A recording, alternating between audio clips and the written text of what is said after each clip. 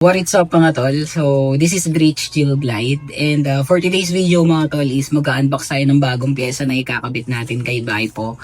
And gusto ko lang i-share mga tol na way back 2020, 2021 is isa to sa mga nilo-law of attraction kong pyesa na maikabit kay Baipo. So, since maraming responsibilities that time at yun, so, hindi natin nauna yung pyesa mga tol. So, syempre, responsibility first. Ngayon mga tol is hawak na natin siya. At sabay-sabay nating tuklasan kung ano tong pyesa na to. So, tara mga tol, di ko na papahabain to. Samahan nyo ako. Oh, dami tayo ng gunting mga tol. Buksan na natin to.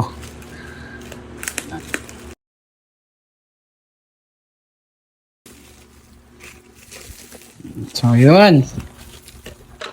So ngayon mga tol, meron tayong HP 3000 na full synthetic scooter na UMA Racing. So big shoutout UMA Racing Philippines. Yan, may pang change oil na si Baipo mga tol. So ayan, dalawa. Yan mga tol. Tapos may kasama din siyang UTEC Iridium spark plug ulit. So yun. Thank you UMA Racing Philippines. Syempre dito tayo mga tol.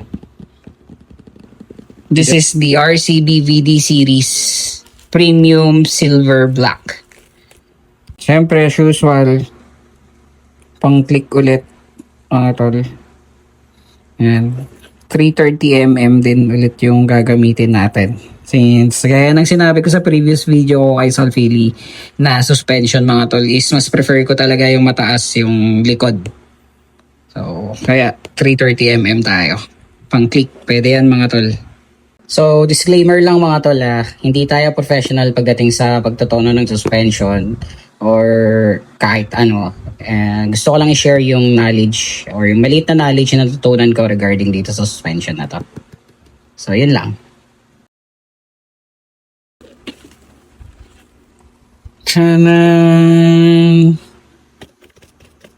Ito siya mga tol. So syempre pagbukas mo, may kasama siyang hologram stickers. May kasama siyang RCB na stickers para itong hologram stickers na to mga tol is just in case na pag matagal na tong suspension natin or pagka natatanggal na to, pwede mo siyang palitan mga tol. Yan. Ito siya mga tol. May warranty card mga tol. Check natin yung warranty card ng suspension. So itong warranty card na to mga tol is may fill upan kayo dito. Ito.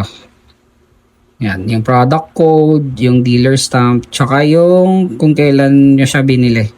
Then, if ever na magkaroon ng problem yung suspension is pwede kayong pumunta sa trusted dealers. Ayan, ito na yung pre-present niya sa kanila. Kaya huwag nyo mawala itong mga tol.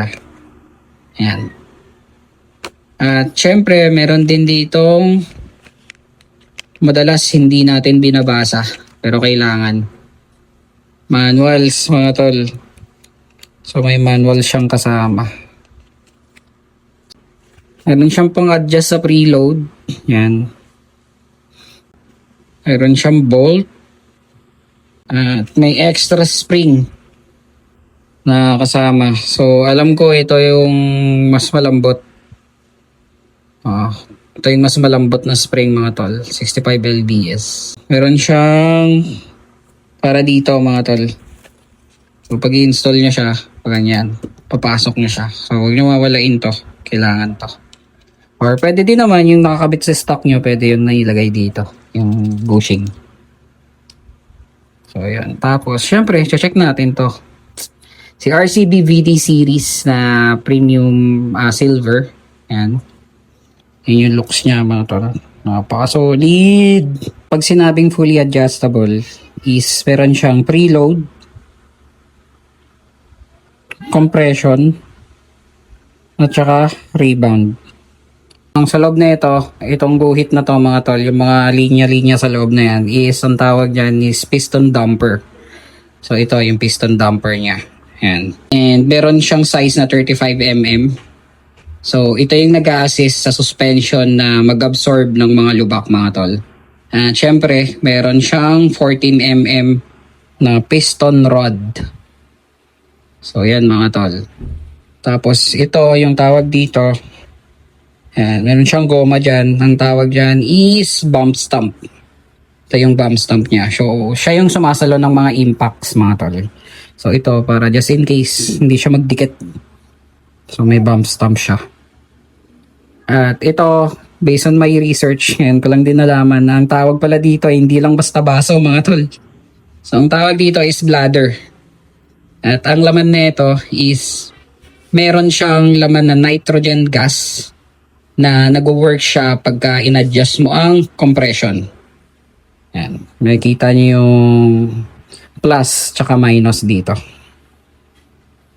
So, yun. So, ano nga bang ibig sabihin ng fully adjustable mga tol? So, yun talaga yung pinaka-topic natin dito. So, syempre, umpisahan natin kay preload. So, si preload, pag sinabing preload, ito yung tumutukoy kung gaano katigas o kalambot yung spring na gagawin mong adjustment sa spring mo. Pag in-adjust mo siya pababa, ang tendency ng spring na to is magko-compress siya mga tol. So, mas titigas ang spring nito pag nag-compress. So, kung tatanungin nyo ako kung ano ba ang magandang adjustment dito, syempre, depende yun sa preference ninyo mga tol. Kung paano nyo siya itotono. Pag solo rider ka lang naman, pwede mo din siyang lambutan.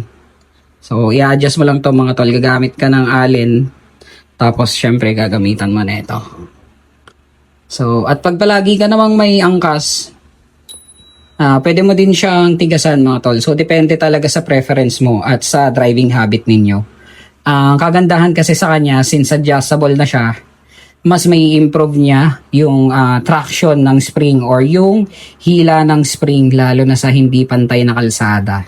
Good thing mga tol na na-adjust yung preload natin kasi mas improve yung traction or yung hila ng spring.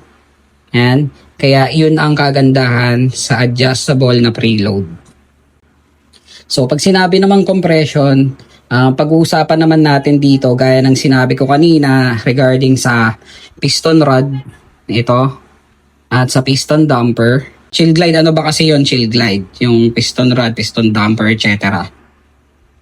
So siya naman yung tumutukoy sa compression kung gaano kadali yung pagpasok ng piston rod, ito, kay piston damper.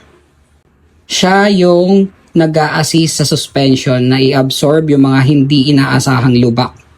So, ang kagandahan sa kanya, since na-adjust siya mga tol, mas na-maximize mo yung hydraulic mechanism ng suspension na to. So, syempre, pag in-adjust mo yung compression dito, yan, dito banda, syempre. Sabi ko nga kanina, itong baso na to, itong bladder na to, is meron siyang laman na nitrogen gas. So, pag pinihit nyo to pakanan, yung adjuster, so, mas less yung nitro gas na papasok dito. Dito dadaan yun, mga tol. Na magta-travel. Papunta sa piston damper. Kaya, ang tendency nun is mas titigas yung pagpasok ni piston rod dito sa piston damper, mga tol. So, pag negative naman yung adjust nito, is mas marami yung nitrogen gas na magta-travel papunta dito sa piston damper. Yan. So, mas mabilis yung pagpasok ng piston rod dito sa piston damper ulit. So, yun ang kagandahan kaya na-adjust ito mga tol. So, siya yung nag-absorb ng unexpected impacts. So, yan. Yan naman si compression. So, next naman natin is si rebound. Ito naman yung tumutukoy sa paglabas ni piston rod. Yan. Paglabas ni piston rod dito sa piston damper. So, siya naman yung nagre-regulate ng recovery ng shock mga tol. Kaya kung mapapansin nyo, pag in-adjust nyo to, yan. Pag in-adjust nyo to pataas yung rebound, bumabagal yung balik nito sa tamang pwesto. So, slow motion siya mga tol. Pag binump nyo, unti-unti siyang aangat. Yan. So, gaya ng sabi ko kanina, i-regulate niya yung shock para sa normal position nito. So, dito mo siya i-adjust mga tol. Yan. Pag nag-clicks na, yan na yun. Pwedeng hard, pwedeng soft. So, bali, ang SRP pala nito mga tol is 5,300. Okay? At pwede nyo siyang mabili sa mga trusted dealers ni RCB at available din siya online which is sa Lazada at TikTok mga tol. So, yun mga tol, ulitin ko lang. Ito si preload. Yan. Ito si compression. At ito si rebound. 330 mm pang click yung nakuha natin mga tol. At ang code na ito is premium black or premium silver, sorry. So, yun. Napaka-pogi. So, yun mga tol. Bali, hanggang dito lang muna tayo at syempre magkita-kita ulit tayo sa mga susunod pa nating content lalo na sa installation na itong suspension na to. So ayun, check naman natin kung working talaga si preload, si compression at si rebound. So ayun, hanggang dito lang muna tayo mga tol. Peace out. Let's go!